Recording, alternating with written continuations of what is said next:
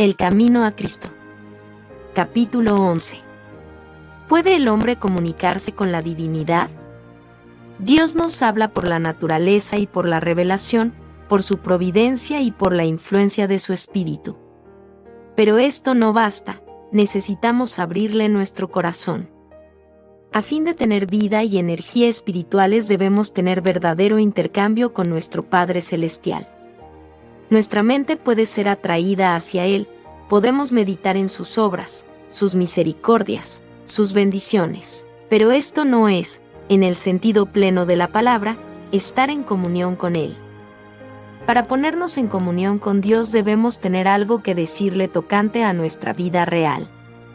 Orar es el acto de abrir nuestro corazón a Dios como a un amigo.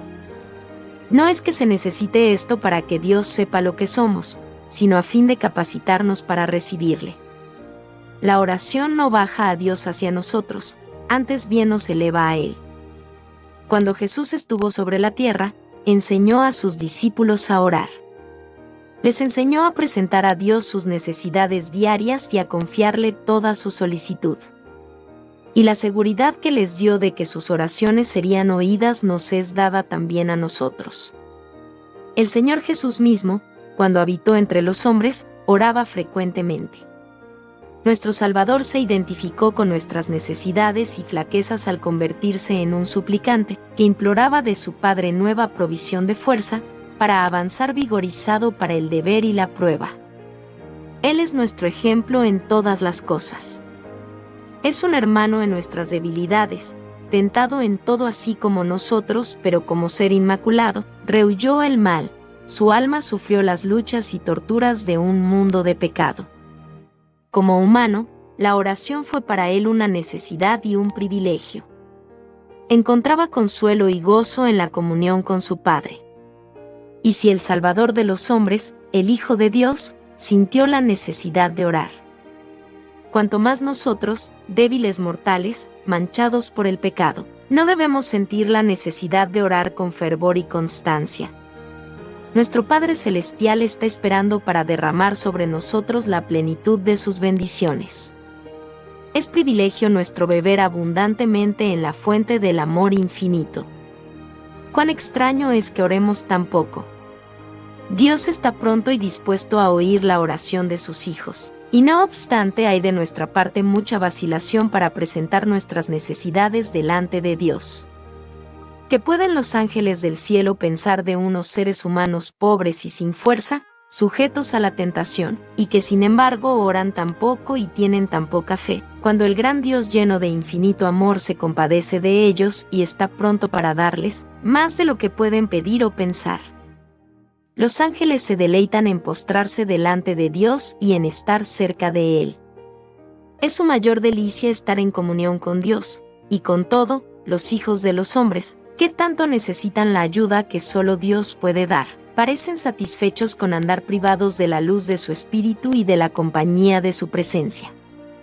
Las tinieblas del malo cercan a aquellos que descuidan la oración. Las tentaciones secretas del enemigo los incitan al pecado, y todo porque ellos no se valen del privilegio de orar que Dios les ha concedido. ¿Por qué los hijos e hijas de Dios han de ser tan remisos para orar, cuando la oración es la llave en la mano de la fe para abrir el almacén del cielo, donde están atesorados los recursos infinitos de la omnipotencia?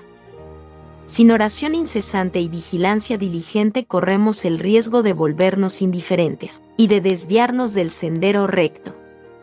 Nuestro adversario procura constantemente obstruir el camino al propiciatorio, para que no obtengamos, mediante fervientes súplicas y fe, gracia y poder para resistir la tentación.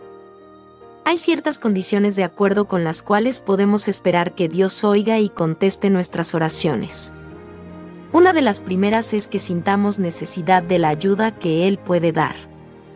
Nos ha dejado esta promesa, porque derramaré agua sobre la tierra sedienta y corrientes sobre el sequedal.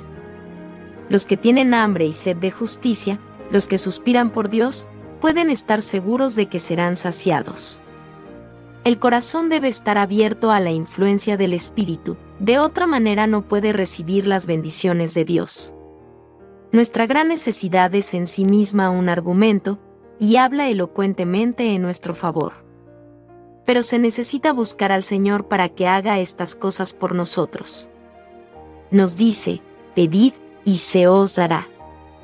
Y el que ni aun a su propio Hijo perdonó, sino que le entregó por todos nosotros, ¿cómo no nos ha de dar también de pura gracia todas las cosas juntamente con Él?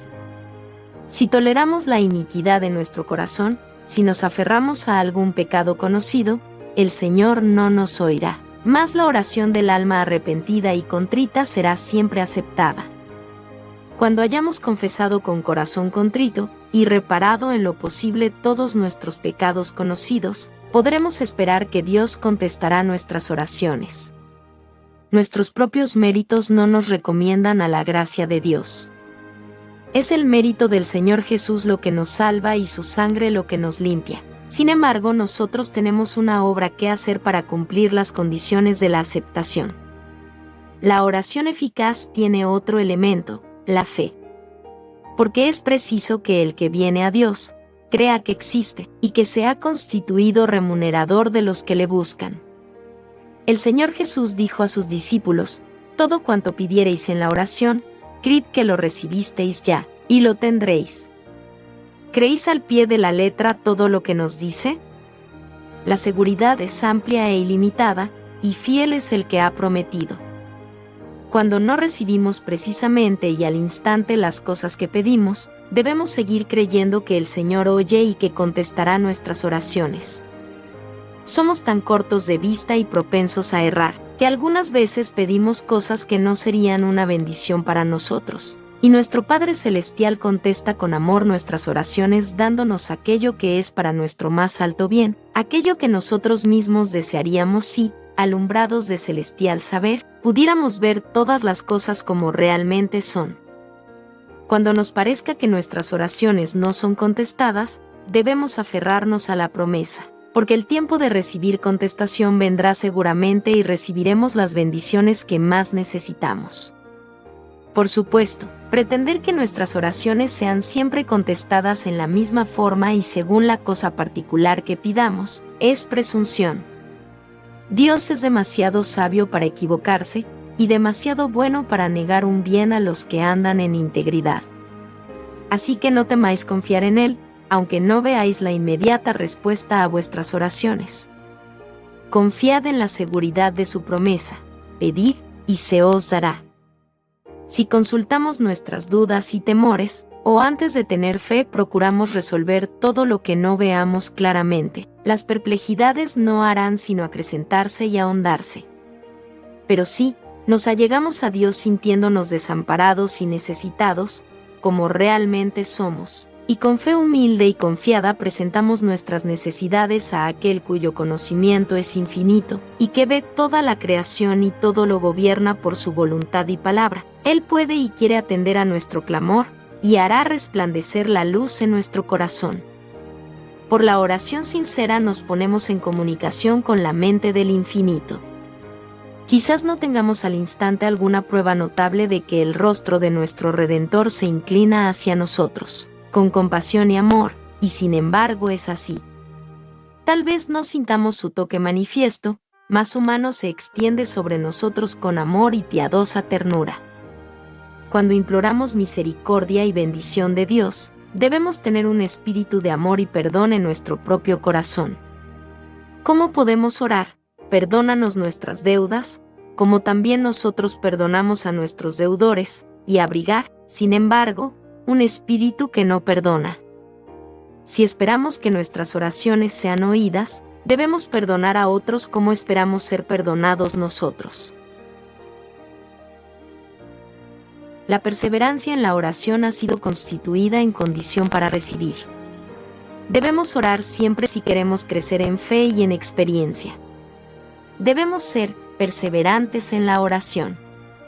Perseverad en la oración, velando en ella, con acciones de gracia. El apóstol Pedro exhorta a los cristianos a que sean sobrios y vigilantes en las oraciones. El apóstol Pablo aconseja, en todas las circunstancias, por medio de la oración y la plegaria, con acciones de gracias, dense a conocer vuestras peticiones a Dios. Dice Judas: vosotros empero, hermanos, orando en el Espíritu Santo, guardaos en el amor de Dios. Orar sin cesar es mantener una unión continua del alma con Dios, de modo que la vida de Dios fluya a la nuestra, y de nuestra vida la pureza y la santidad refluyan a Dios. Es necesario ser diligentes en la oración, ninguna cosa os lo impida. Haced cuanto podáis para que haya una comunión continua entre el Señor Jesús y vuestra alma. Aprovechad toda oportunidad de ir a donde se suela orar. Los que están realmente procurando mantenerse en comunión con Dios asistirán a los cultos de oración, serán fieles en cumplir su deber, y ávidos y ansiosos de cosechar todos los beneficios que puedan alcanzar. Aprovecharán toda oportunidad de colocarse donde puedan recibir rayos de luz celestial. Debemos orar también en el círculo de nuestra familia, y sobre todo no descuidar la oración privada, porque ella es la vida del alma. Es imposible que el alma florezca cuando se descuida la oración. La sola oración pública o con la familia no es suficiente. En medio de la soledad, abrid vuestra alma al ojo penetrante de Dios. La oración secreta solo debe ser oída por el Dios que oye las oraciones. Ningún oído curioso debe recibir el peso de tales peticiones. En la oración privada el alma está libre de las influencias del ambiente, libre de excitación. Tranquila pero fervientemente se elevará la oración hacia Dios. Dulce y permanente será la influencia que dimana de aquel que ve en lo secreto, cuyo oído está abierto a la oración que brota del corazón. Por una fe sencilla y serena el alma se mantiene en comunión con Dios, y recoge los rayos de la luz divina para fortalecerse y sostenerse en la lucha contra Satanás. Dios es el castillo de nuestra fortaleza. Orad en vuestro gabinete.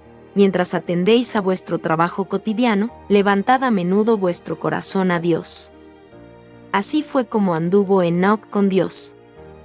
Esas oraciones silenciosas suben como precioso incienso ante el trono de la gracia. Satanás no puede vencer a aquel cuyo corazón está así apoyado en Dios. No hay tiempo o lugar en que sea impropio orar a Dios. No hay nada que pueda impedirnos elevar nuestro corazón en ferviente oración. En medio de las multitudes de las calles o en medio de una sesión de nuestros negocios, podemos elevar a Dios una oración e implorar la dirección divina, como lo hizo Nehemías cuando presentó una petición delante del rey Artajerjes. Donde quiera que estemos podemos estar en comunión con Dios. Debemos tener abierta de continuo la puerta del corazón e invitar siempre al Señor Jesús a venir y morar en nuestra alma como huésped celestial.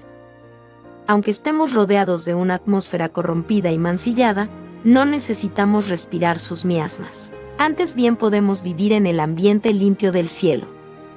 Elevando el alma a Dios mediante la oración sincera podemos cerrar la entrada a toda imaginación impura y a todo pensamiento impío.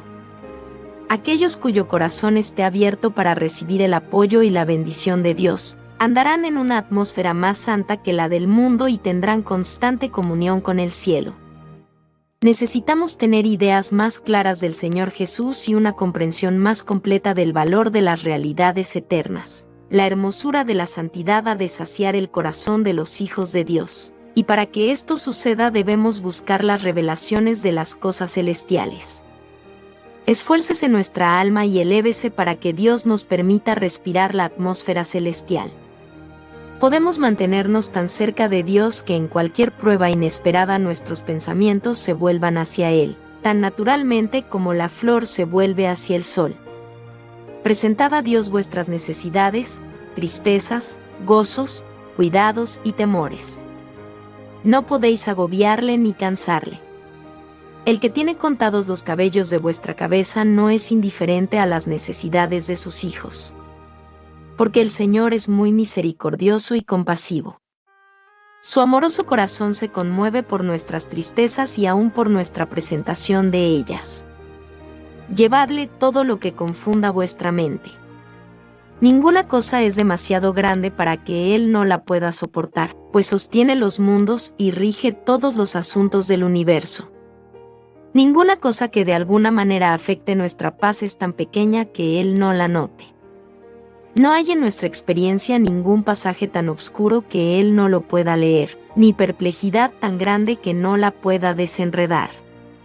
Ninguna calamidad puede acaecer al más pequeño de sus hijos, ninguna ansiedad puede asaltar el alma, ningún gozo alegrar, ninguna oración sincera escaparse de los labios, sin que el Padre Celestial lo note, sin que tome en ello un interés inmediato. Él sana a los quebrantados de corazón y venda sus heridas. Las relaciones entre Dios y cada una de las almas son tan claras y plenas como si no hubiese otra alma, por la cual hubiera dado a su Hijo amado. El Señor Jesús decía: «Pediréis en mi nombre, y no os digo que yo rogaré al Padre por vosotros, porque el Padre mismo os ama. Yo os elegí a vosotros, para que todo cuanto pidiereis al Padre en mi nombre, Él os lo dé».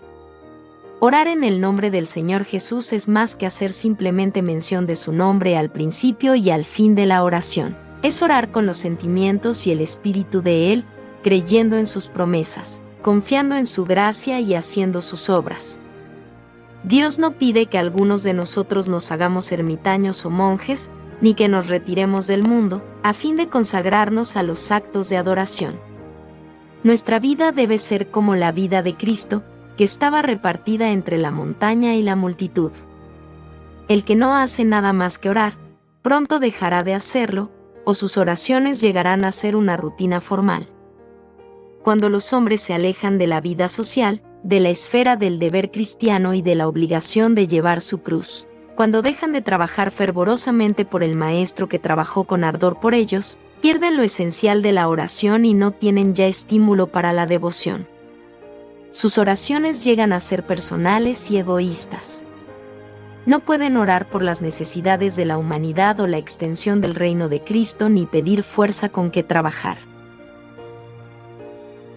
Sufrimos una pérdida cuando descuidamos la oportunidad de congregarnos, para fortalecernos y edificarnos mutuamente en el servicio de Dios.